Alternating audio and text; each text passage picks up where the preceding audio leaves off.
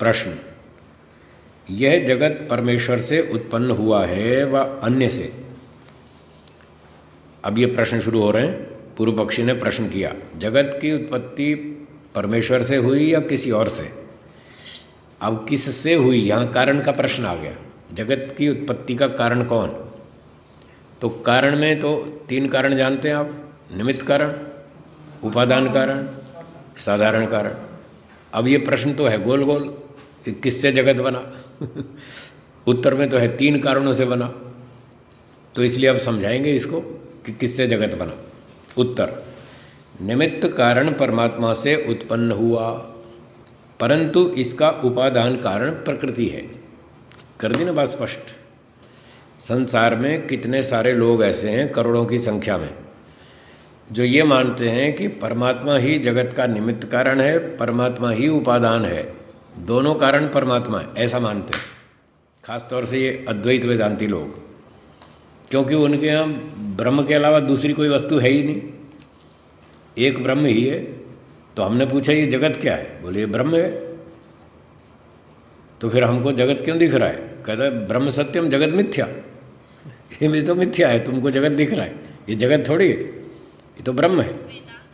ऐसी गोल गोल बात करते हैं, खुद बेचारे भ्रांति में दूसरों को भटका रहे हैं तो वो ऐसा मानते हैं जगत जो है वो ब्रह्म का ही रूपांतर है, प्रकृति का नहीं।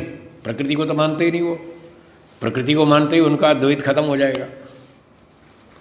एक प्रकृति और एक ब्रह्म, 2 हो गए तो अद्वैत कहाँ रहा? पर उनको तो अद्वैत सिद्ध करना है, इसलिए उन्होंने प्रकृति की सत्ता ही उड़ा दी। तो वो भटक गए बेचारे। और वो ये कहते हैं प्रकृति कुछ नहीं है, ब्रह्म ही है, उसी से ये जगत बना, और खुद ही वो ब्रह्म है और खुद ही जीव है। मतलब सब कुछ अकेला ब्रह्म ही है और कुछ नहीं। एकम ब्रह्म द्वितीयम नास्ति। संसार में केवल एक ही वस्तु है ब्रह्म, और दूसरी कोई वस्तु है ही नहीं। ये उनका बेकार का सिद्धांत है। नाम लेते हैं वेदांत का, पढ़ाते हैं उल्टा सीधा, जबकि वेदांत में ऐसी कोई बात नहीं है। वेदांत में 3 वस्तुएं स्वीकार है, ईश्वर अलग है, आत्मा अलग है, प्रकृति अलग है। तो एक वेदांती कह रहा था मुझे कि ब्रह्म सत्यम जगत मिथ्या। मैंने कहा अच्छा ये जगत मिथ्या है? बोले हाँ मिथ्या है। तो मैंने कहा मिथ्या है तो दीवार में सर टकराओ, पता चलेगा ये सच्ची है कि मिथ्या है। क्यों जी, सर टकराएंगे तो पता लगेगा ना, सर फूटेगा कि नहीं, फिर पता चल जाएगा असली है कि नकली है। फिर मैंने दूसरी बात कही, आप रोटी खाते हैं? बोले हाँ। तो मैंने कहा रोटी जगत है या जगत से बाहर है? बोले जगत में ही है। तो मैंने कहा जगत तो मिथ्या है, तो रोटी भी मिथ्या है, फिर आज से रोटी खानी बंद करो। आप मिथ्या रोटियां क्यों खाते हो? अब उसकी आवाज़ निकल गई, बेचारा कुछ बोल नहीं पाया। तीसरी बात मैंने की, अच्छा आप कहते हैं जगत मिथ्या है, तो ब्रह्म का लक्षण बताओ, वेदांत में क्या बताया? तो बोले ब्रह्म का लक्षण ये होता है कि जो जगत की उत्पत्ति करता है, पालन करता है, विनाश करता है, वो ब्रह्म है। तो मैंने कहा जगत तो है ही नहीं, फिर उत्पत्ति किसकी की उसने? जगत तो मिथ्या है। तो क्या ईश्वर मिथ्या चीज़ें बनाता है? जो मिथ्या चीज़ें बनाता है मतलब ड्रामा करता है, नाटक करता है, वो तो खुद ड्रामेबाज है, वो कोई ब्रह्म थोड़ी है। क्या ब्रह्म ड्रामेबाज है? जो मिथ्या चीज़ें बनाता है वो तो खुद सच्चा कैसे हो सकता है? तो खुद भी तो मिथ्या ही होगा। और अगर खुद सच्चा है तो फिर असली चीज़ बनाएगा, नकली चीज़ क्यों बनाएगा? वो किसको भ्रांति में डालना चाहता है मिथ्या जगत बना के? भ्रांति में कौन पड़ गया? कहने लगे जीव। हमने कहा ये जीव कहाँ से आ गया? आप तो कह रहे थे ब्रह्म ही है, जीव तो है ही नहीं, तो जीव कहाँ से आ गया? तो उनके पास कोई उत्तर नहीं है, ऐसी फालतू बात करते रहते हैं। तो महर्षि जी ने यहाँ स्पष्ट कर दिया ब्रह्म निमित्त कारण है जगत का, और प्रकृति उपादान कारण है, 2 कारण हैं अलग अलग। प्रश्न, क्या प्रकृति परमेश्वर ने उत्पन्न नहीं की?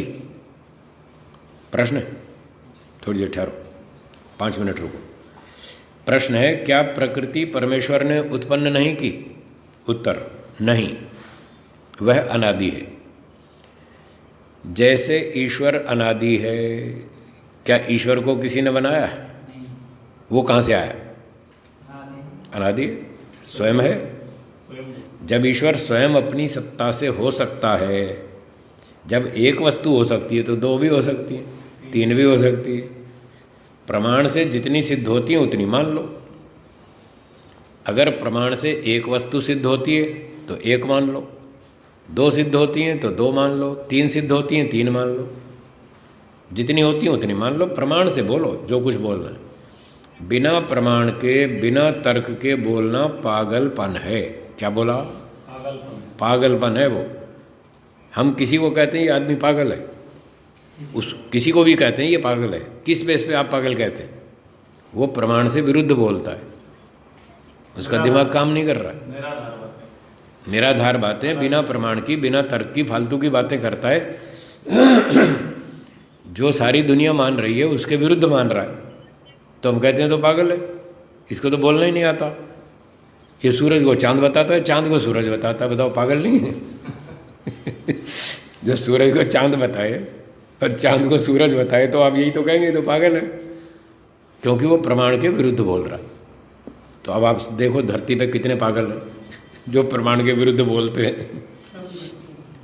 करोड़ों की संख्या में लोग पागल, शास्त्र पढ़ते नहीं, प्रमाण का पता नहीं, जो मन में आए सो बोलते जाते हैं। तो वो सारे के सारे लोग ठीक ठाक नहीं हैं जो प्रमाण के विरुद्ध बोलते हैं। तो यदि ईश्वर अनादि हो सकता है तो जीव भी हो सकता है, प्रकृति भी हो सकती है। ये तीन वस्तुएं प्रमाण से सिद्ध हो रही हैं कि तीन अनादि है, इसलिए तीन मानो। प्रश्न, अनादि किसको कहते हैं और कितने पदार्थ अनादि हैं? उत्तर, ईश्वर, जीव और जगत का कारण।